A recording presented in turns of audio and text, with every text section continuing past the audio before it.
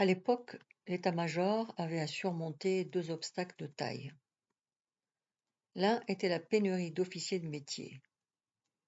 L'état-major avait à réaliser de ce fait un compromis difficile.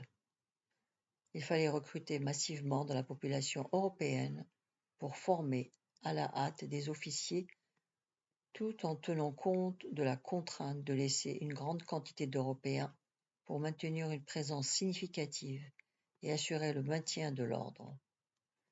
Les politiques avaient peur des conséquences du vide laissé par le départ massif des Européens. Ils craignaient que les populations locales en profitent pour se soulever. Ceci explique que beaucoup de colons n'ont pas été appelés sous les drapeaux. Le deuxième obstacle, plus ridicule, celui-là, était de faire admettre à quelques hauts responsables l'obligation de recruter les soldats parmi les populations locales. Bien que les autorités aient par la suite puisé massivement dans les villes et dans les douars, l'opposition à ce choix était très vigoureuse. Je peux même te dire que certains officiers ont refusé catégoriquement de cautionner la décision de faire appel aux Arabes pour reconstruire l'armée française. Ils étaient choqués à l'idée que la France s'abaisse à de telles pratiques. Des Arabes qui participent à la libération de la patrie, vous n'y songez pas tout de même. Et l'honneur de la France, qu'en faites-vous? Disait-il sur tous les tons. Ces illuminés ont dû vite se taire, sans quoi il n'y aurait pas eu d'armée du tout court. Déjà qu'elle avait toutes les peines du monde à trouver le personnel d'encadrement, elle n'aurait pas pu aligner de régiment au complet si s'en est fallu à tenir à la conscription des seuls Européens. Les pragmatiques ont finalement gagné la partie. La conscription a été étendue à toutes les populations de l'Afrique du Nord, mais la mobilisation s'est faite progressivement. L'armée a recruté au fur et à mesure de la constitution des régiments. Au plus fort de cette campagne, il était possible d'exempter n'importe qui. La désignation se faisait par tirage au sort sur les listes d'état civil des communes. En payant un notable, on pouvait se faire exempter. Je te rappelle que Rabat est un notable distingué qui a participé au tirage. Et il est aussi ton oncle. Pour les besoins de la sélection, l'armée a enrôlé tout naturellement un nombre supérieur à ses besoins. Ensuite, elle a renvoyé chez eux ceux qui lui semblaient inaptes au combat. Des officiers ont signalé à ce moment-là quantité d'interventions d'élus et de notables dans le but de démobiliser un de leurs protégés. Certaines personnalités ont été entendues, d'autres non, mais une demande bien appuyée n'était jamais refusée. L'armée ne pouvait ignorer les demandes émanant de personnalités locales qui avaient contribué à la constitution ou à l'équipement de nos unités. Et puis, 10 soldats de plus ou 10 soldats de moins n'avaient strictement aucune importance sur le résultat. L'armée n'avait pas de problème pour les remplacer. Ce qui faisait défaut là était récupéré ailleurs, tout simplement. J'ai moi-même formulé deux demandes, l'une pour un employé de la banque et l'autre pour le frère de notre gardien. Elles ont été satisfaites sans que j'aie eu à fournir la moindre justification. J'aurais pu aussi intervenir ou intercéder en faveur de mon fils s'il ne s'était pas porté volontaire. Pour terminer, je voudrais te dire que vous vous êtes sacrifié pour une noble cause, et pourtant, cela ne vous servira pas à faire progresser vos droits les plus élémentaires dans le pays. Tes états de service et tes médailles ne te procureront aucun avantage. Tu demeureras un sous-citoyen tant que votre droit d'être français ne sera pas reconnu. Ton oncle est français, et pourtant il n'a pas fait la guerre. Médite bien cette réalité Voilà. J'espère cette fois t'avoir convaincu d'être moins crédule à l'avenir. Depuis un moment, j'entends des nouvelles qui anéantissent ma joie de la liberté retrouvée. Plongé dans ce que m'a appris le banquier, je n'ai pas vu le temps s'écouler. Je dois accepter de rester à dîner. Je suis secouée, mais reste impassible. Je subis le poids d'une vérité tantôt haïssable, tantôt salutaire. S'il s'avère que mon oncle a manqué à ses responsabilités familiales, je ne lui pardonnerai jamais la disparition de mes frères. Pendant le repas, le banquier et Lucette reprennent leur offensive. Ils ont tous deux des comptes à régler avec Marcel. Rabat étant son ami intime, il paraît logique qu'il soit lui aussi jeté aux orties. À mon avis, le père a repris le flambeau que portait généreusement son fils. La mort de Joseph lui a insufflé une seconde jeunesse. Il déballe tout ce qu'il a sur le cœur. De la même façon que lui, la conscience du fils l'a emporté sur la sagesse du père. Dans ma profession, poursuit le banquier, nous sommes les témoins d'un tas d'irrégularités révoltantes.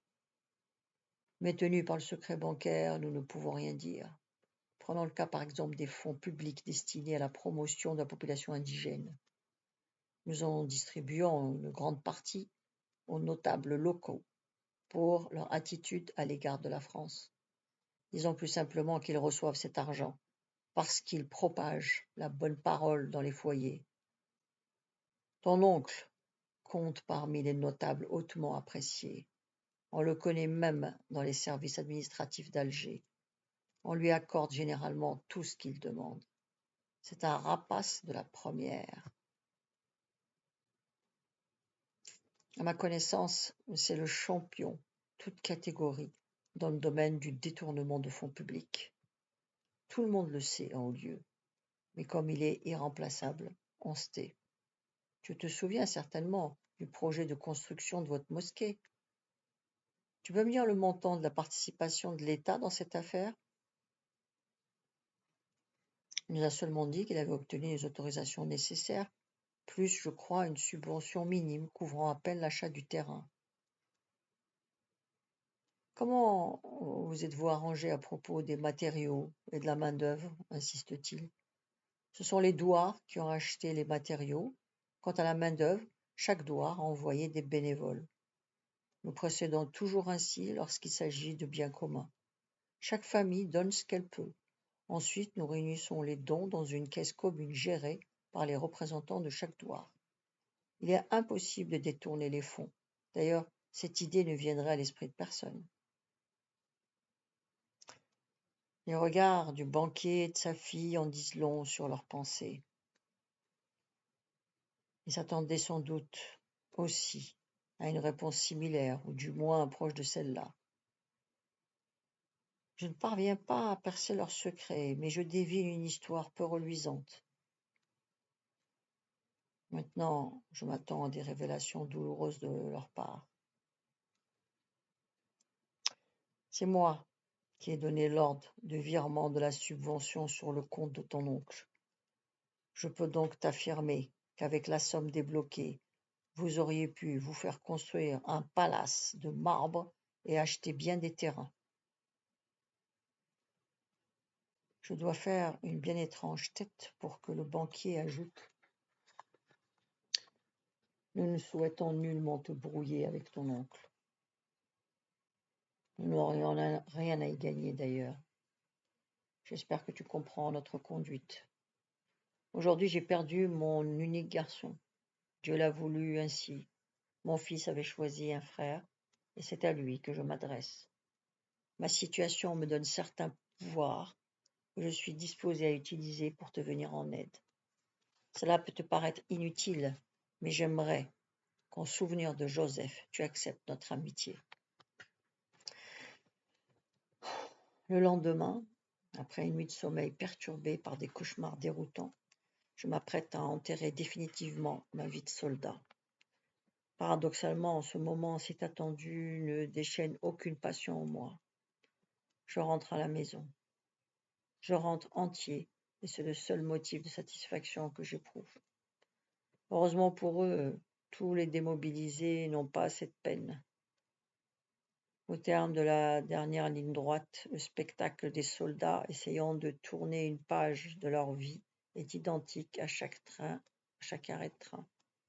Ces hommes au visage illuminé s'agitent maladroitement sur les quais de gare. On dirait qu'ils pensent avoir oublié quelque chose dans le train. Ils partent puis reviennent et semblent attendre qu'on leur dise « Non, vous n'avez rien oublié, vous pouvez partir en paix ». Sur le quai, certains s'asseyent en se tenant la tête entre les mains. Ils cherchent à se ressaisir, à y croire. Ils doivent vaincre l'émotion qui les étreint. Pour eux, l'évidence paraît invraisemblable. La réalité semble aussi éloignée qu'un mirage en plein désert. Lorsque la joie triomphe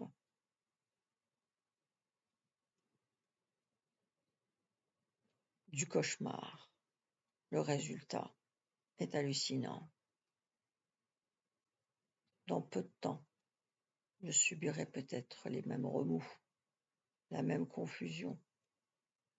Pour l'heure, mes préoccupations sont d'ordre plus terre-à-terre. Je m'inquiète surtout de savoir par quels moyens je regagnerai le Douar. L'arrivée du train est prévue pour 4 heures de l'après-midi. Si l'horaire est respecté, ce qui serait bien étonnant, j'aurai une petite chance de tomber sur un retardataire chez le meunier. Dans le cas contraire, il ne me restera qu'à rentrer à pied en me traînant avec mon énorme sac de l'armée. Il existe certes des manières plus élégantes de rentrer chez soi, mais je n'ai pas à me plaindre. Je reviens vivant auprès de ma famille. Tout le monde ne peut pas en dire autant.